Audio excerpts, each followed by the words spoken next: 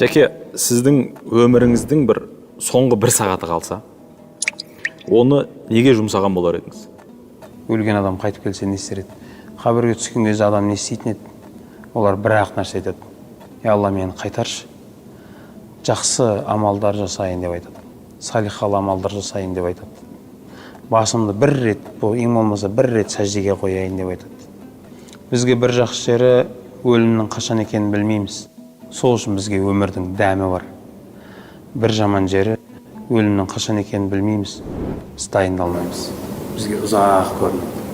Нақты егер белгілі болатын болса, сәждеге бас қояр едік қой онда. Сәждеден басымыз көтермейтін еді қой.